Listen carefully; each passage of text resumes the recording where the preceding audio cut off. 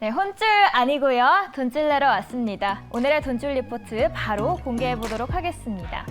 먼저 첫 번째 기업부터 보실까요? 하이투자증권에서는 니켈 관련 기업에 대해서 언급하고 있고요. BNK 투자증권에서는 전 부분으로 레벨업하고 있는 기업 주목해 보겠습니다. 마지막으로 하나투자증권에서는 3분기 기대를 해보는 기업까지 만나볼 텐데요. 먼저 첫 번째 기업은 LX 인터내셔널 보도록 하겠습니다. 현재 주가도 보겠습니다. 2.29% 상승하면서 37,900원에 거래 중입니다. 네, 글로벌 원자재 가격 고공행진에 힘입어 종합 상사들의 주가가 다시 들썩이고 있습니다. 상반기 원자재 가격 급등으로 주가가 크게 올랐지만 지난 6월 급격한 조정을 받았었는데요. 최근에는 천연가스 가격이 급증하면서 해외 지원 자체가 재차 각광받고 있습니다. LX 인터내셔널은 3일 연속 상승세를 기록 중인 기업인데요. 원자재 가격 강세에 힘입어 LX 인터내셔널은 모두 올 2분기에 사상 최고 분기 실적을 갈아치웠고요. 또 저평가 매력도 충분한 상황입니다. 그리고 무엇보다 전기차 배터리의 핵심 광물이죠. 니켈의 중요성이 점점 커지면서 이 기업의 니켈 성장성이 부각될 수 있을 것으로 보이네요. 목표 주가 함께 확인해 볼까요? 5만 원 상향 조정했습니다. 두 번째 기업도 함께 살펴보도록 하겠습니다. 삼성물산인데요. 0.42% 상승하면서 12만 500원에 거래 중입니다. 네, 전부문 고른 성장으로 2분기 연속 어닝 서프라이즈를 달성하고 있습니다.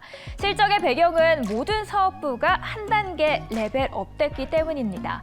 건설은 국내외 사업장의 잠재 부실을 털어내고 수익성이 좋은 하이테크 물량 위주로 수주 실적이 크게 늘어나고 있고요.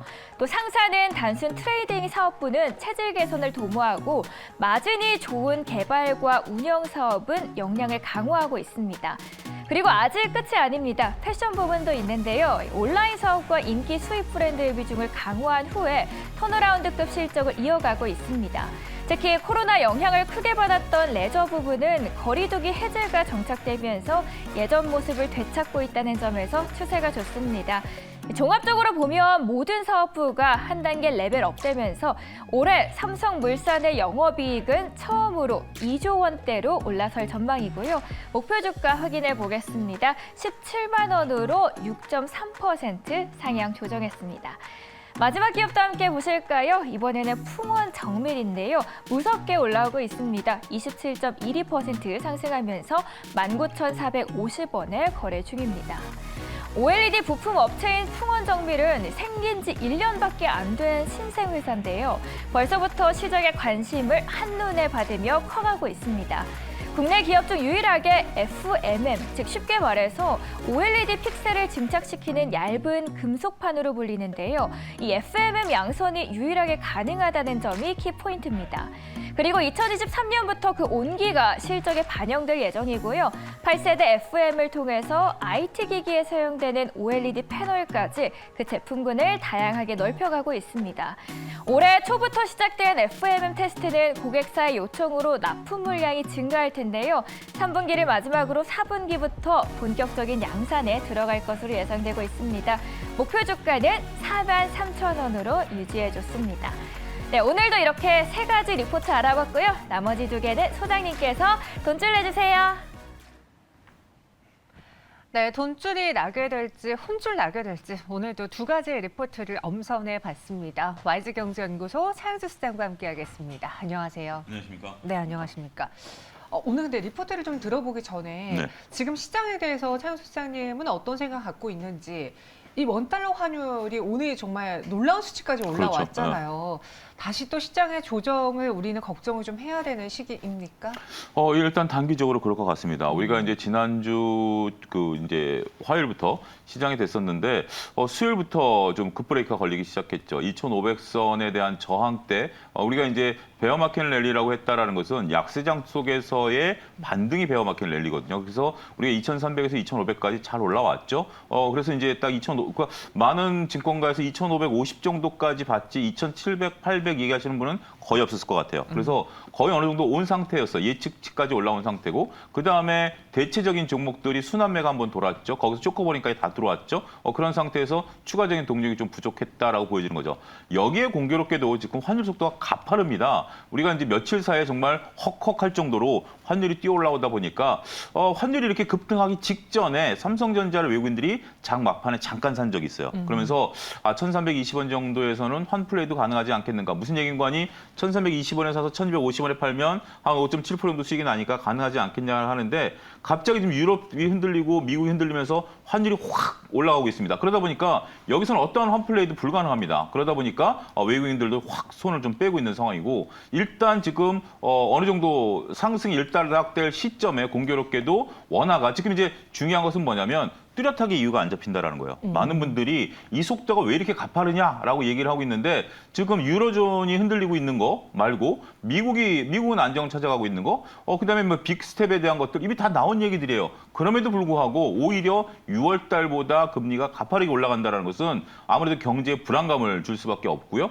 이런 것들이 단기적으로 시장의 압박을 나타내고 있다. 저는 마지막으로 이런 비유를 드리고 싶어요. 정현 아나운서가 예를 들어서 친구분들하고 캠핑을 가서 그러니까 즐겁게 놀고 있는데 네. 갑자기 숲속에서 무슨 소리가 들리면 무섭잖아요. 그렇죠. 근데 그 소리를 알고 나면 이게 진짜 뭐 사람 소리인지 동물 소리인지 알고 나면 안 무섭잖아요. 근데 지금 환율이 이렇게 올라가는 거에 대해서 어느 누구도 명확히 모른다라는 것이 시장에 불안감을 주고 있다. 이 비유가 적절하지 않을까 싶습니다. 네. 저도 오늘 이 원달러 환율 왜 이래라는 질문을 굉장히 많이 카카오톡을 통해 받았는데요.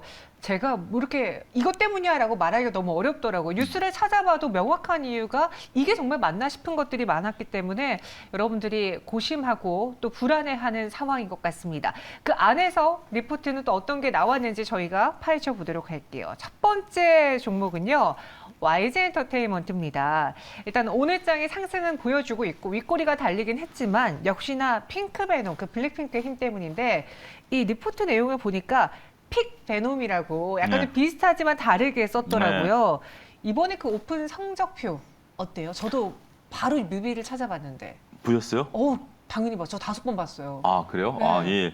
정현 아나운서 5번 봤으면 정현 아나운서 때문에 올라간다. 우리가 이제 여기 갖고 계신 분들은 정현 아나운서한테 좋은 댓글을 좀 달아주세요. 어쨌든 글쎄 오늘은 뭐 이렇게 앞서 좀 우울한 얘기를 했는데 두 종목 다 일단 좋다. 부터 시작할게요. YG엔터 같은 경우 말씀하신 것처럼 그 블랙핑크의 싱글 앨범을 이제 선 공개를 했는데 유튜브 조회수가 어마어마하다라고 하네요. 우리가 이제 1억 뷰를 도달하는 시간이 약 한 30시간 조금 못 미쳤어요. 제 개인적인 차영재 TV 유튜브는 왜 이렇게 안 늘어날까요? 농담이고요. 어쨌든 근데 이런 것들이 지금 이제 굉장히 역대급으로 불릴 수 있다라고 좀 말씀을 좀 드릴 수가 있겠습니다. 심지어 이런 비유 뭐 가능한지 모르겠습니다. BTS가 신규 앨범을 발행했을 때 나오는 정도의 수준이 블랙핑크의 이거는 근데 국내에 한정된 얘기가 아니잖아요. 유튜브를 한다는 것은 글로벌리 이렇게 인기가 있다라는 건데 아무래도 BTS 같은 경우는 남성 보이 그룹이기 때문에 우리가 이제 뭐 상대적으로 이 팬심이 여성분들이 많다 이렇게 하긴 하겠고 블랙핑크 같은 경우는 남성분들이 팬심이 있다. 어떻게 보면 뭐 그 이분법적으로 생각할 수 있긴 하겠습니다만 그럼에도 불구하고 상대적으로 여성분들이 뭐 구독자가 더 많죠. 그럼에도 불구하고 블랙핑크가 이번에 새로운 앨범에 대해서 이렇게 높은 단기간에 실적을 달성했다라는 것은 우리가 기대를 했습니다만 그 기대가 실적으로 나오고 있다. 이렇게 좀 말씀드릴 수가 있겠습니다. 네.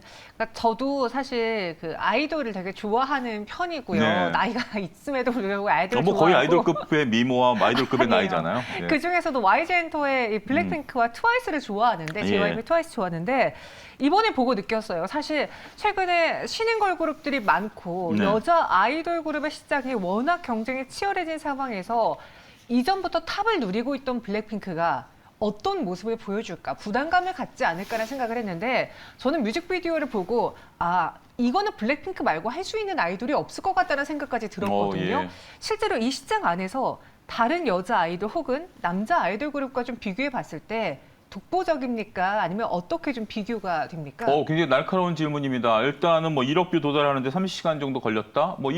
그래, 좋아. 근데 그러면 다른 애들하고 비교하면 어때? 이게 핵심인 거거든요. 결국 그래서 보면 자, 비교를 해보겠습니다. 앞서 제가 BTS 언급을 잠깐 좀 했었고요. 그러면 걸그룹하고 한번 보죠.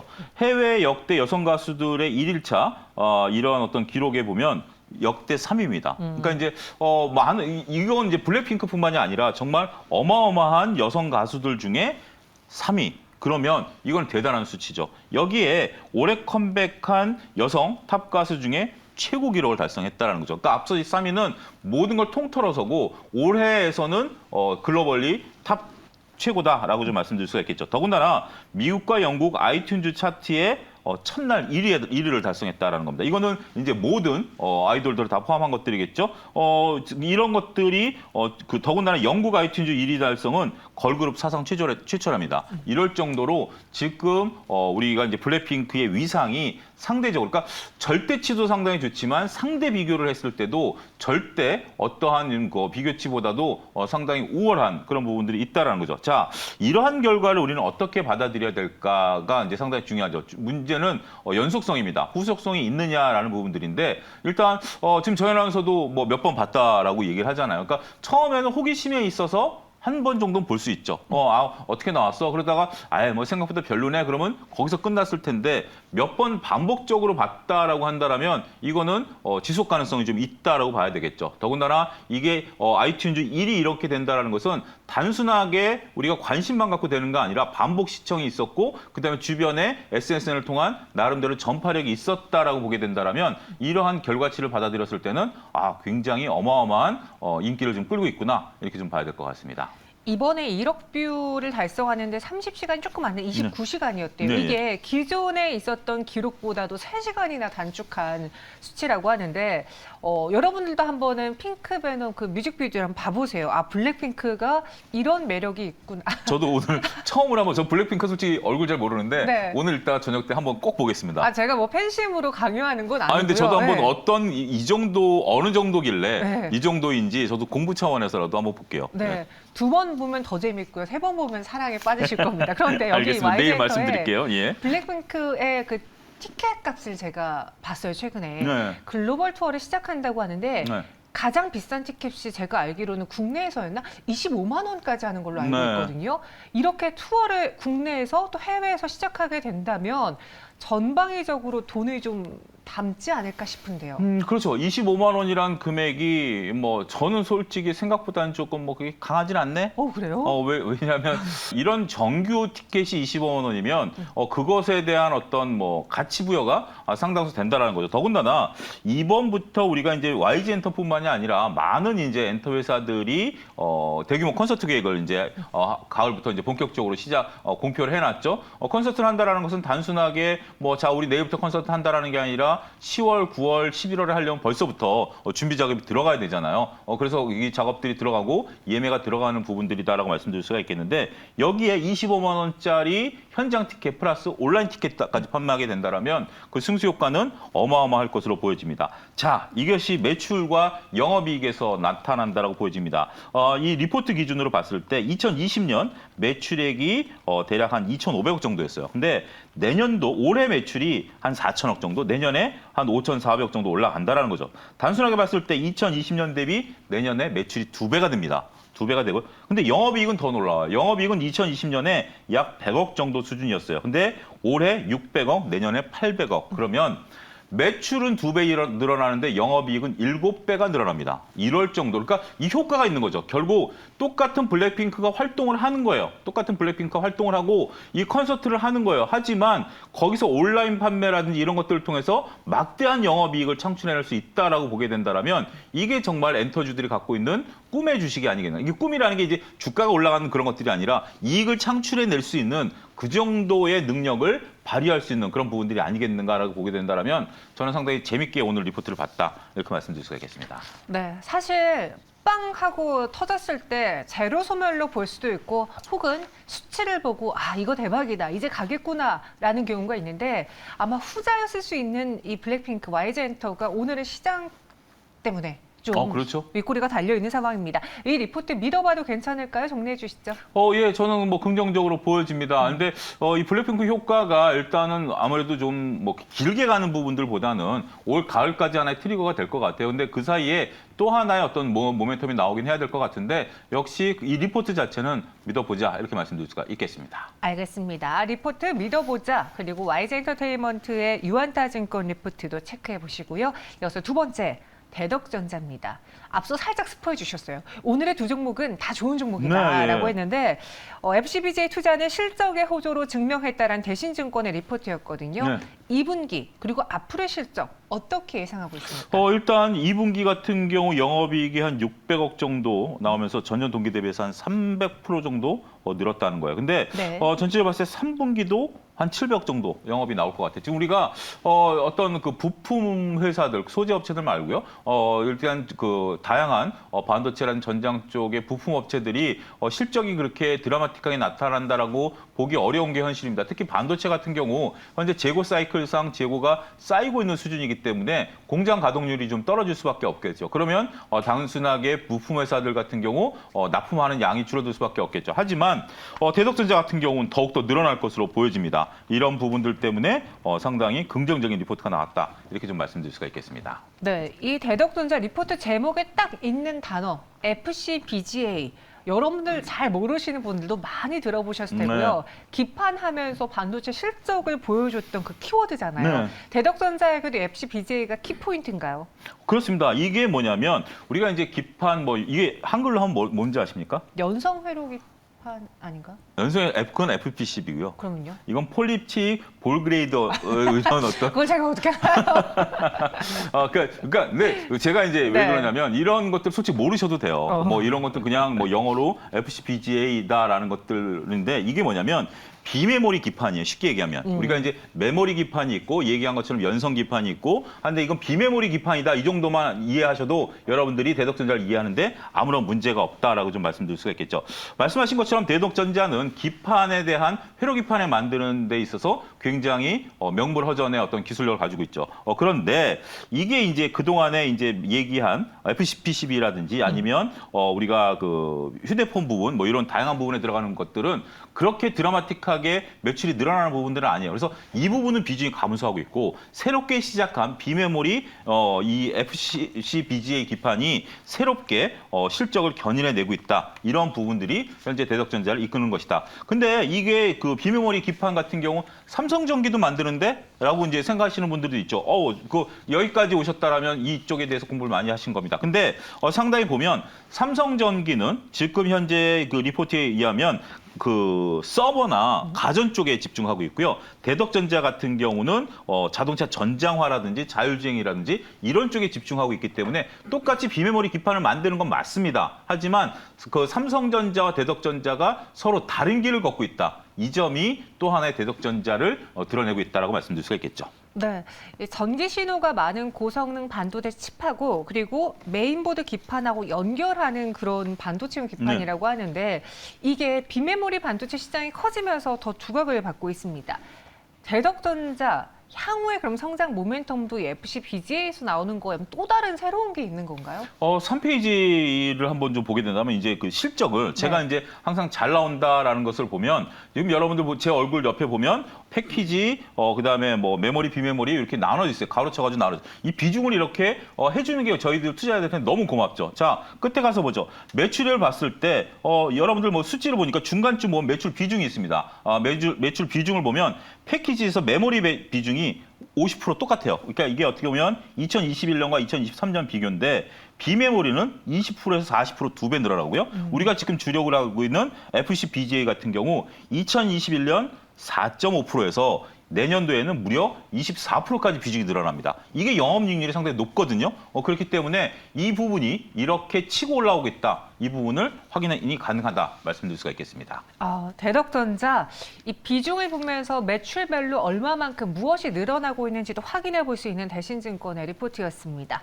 믿어볼까요? 당연하죠. 믿어봐야 될 것 같습니다. 앞으로 네. 제가 이제 이 제목을 지난주 클리오에서 좀 따왔어요. 클리오에서 좀 따와가지고 클리오에서 제가 여성의 변신은 무죄다라고 좀 말씀을 좀 드렸던 부분들이 있는데 기업의 화려한 변신도 무죄 이렇게 얘기를 한번 좀 붙여봤습니다. 네, 대덕전자 실적 확인해 봤고요. 앞으로의 실적도 좋을 것이라는 예상이 되고 그에 대한 근거 수치 리포트를 통해서 확인을 해봤습니다. 믿어보자라고 정리해 주셨는데요. 지금까지 차영수 수장과 함께했습니다. 고맙습니다. 감사합니다.